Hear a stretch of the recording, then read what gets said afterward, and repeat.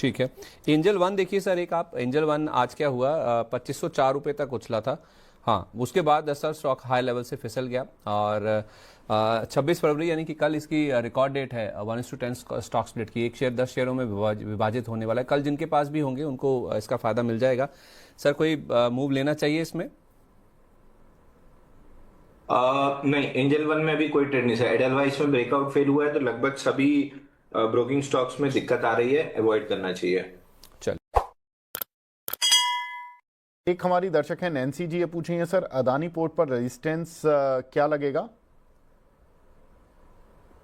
Adani port, देखिए Adani port का resistance यही है, 1600 के ऊपर सस्टेन करना बहुत इंपॉर्टेंट है, क्योंकि 1600 के आसपास मैं देख रहा हूँ कि एक रेसिस्टेंट है। ये ब्रेक होके अगर एक दिन दो दिन क्लोजिंग आ जाता है तो मैं समझता हूँ कि यहाँ से भी आपको 1750 1800 का टारगेट नेक्स्ट 1 क्वार्टर में आते हुए दिखाई देंगे। सो बिल्कुल होल्ड कीजिए और बने रहिए।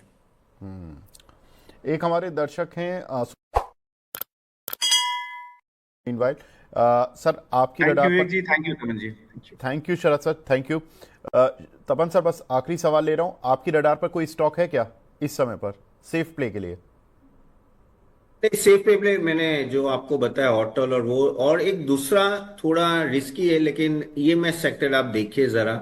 आई थिंक काफी नीचे आए, हाँ थोड़े डिक्सन और उसमें थोड़े इश्यूज है, लेकिन ये सेक्टर कहीं जा नहीं रहा है। और कहीं ना कहीं मुझे लग रहा है कि उस वैल्यूएशन पे आ रहा है जहां आपको देखना चालू करे। एसआईपी मोड में आप ले सकते हो, डिक्सन हो या इवन सीरमा हो, इवन एम्बर हो, तो क्योंकि ये सेक्टर बहुत ही बड़ा सेक्टर बनने वाला है और गवर्नमेंट का फोकस भी जाएगा।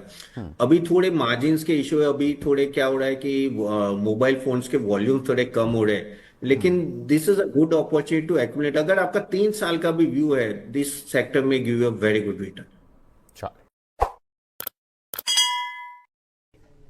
दूसरा, आपने बात की बीएल की। देखिए बीएल पे रेंज चेंज हो गई, 420 बाय के लेवल है, 465 462 ये प्रॉफिट बुक करने के लेवल है। बिट पर चल रहा है, तो यहां पर अभी कुछ नॉन ट्रेड जोन के हिसाब से काम करें तो ज्यादा अच्छा है। तो मुझे लगता है आप इस तरीके की स्ट्रैटेजी को लेकर यहां पर चल सकते हैं। अंकुर सक्सेना जी का सवाल है मुरादाबाद से। ये पूछे हैं सर प्रदीप भाई 402 रुपए के रेट के इन्होंने कुछ शेयर लिए हुए हैं। पूछे हैं कि सर सेलिंग का टारगेट क्या रखें इसमें? प्रॉफिट में तो हैं ये करीब 20 रुपए के सर। सर रिसेंटली हमारा कवरेज रहा है इसमें 380 से हमने बाई कॉल जनरेट किया था, और इसमें पहला टारगेट था 410, सेकंड टारगेट हमारा 460। तो पहला टारगेट अचीव है 422, second target on the way. मैं समझता हूँ कि आपको बिल्कुल बने रहना चाहिए। अभी भी 460 का यहाँ पे मुझे लगता है कि प्राइस आपको आना चाहिए। अगर आपने बाइंग किया है तो आपको शॉर्ट टाइम के हिसाब से 400 के आसपास का एक स्टॉप लॉस मेंटेन कर लीजिएगा एंड बिल्कुल होल्ड कीजिए, बने रहिए स्टॉक के साथ। ठीक है। जेपी पावर मयंक राव जी का सवाल है सर 21 रुपए के इन्होंने कुछ शेयर लिए हुए हैं, एग्जिट करें या होल्ड करें?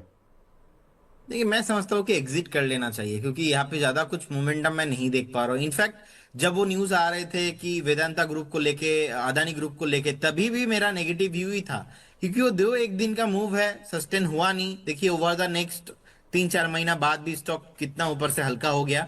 मैं समझता हूँ कि स्टॉक को एक बार इग्नोर करना ही स्मार्टनेस होगा, क्योंकि बार बार हमने देखा 21-22 के ऊपर सस्टेन नहीं हो पाया है। सो बाद में फ्यूचर में कुछ अगर अनाउंसमेंट होता है, न्यू मैनेजमेंट यहाँ पे आता है, फ्यूचर में एक बार देखेंगे, लेकिन फिलहाल अभी तो अवॉइड कर लेना चाहिए, नहीं चलेगा अभी।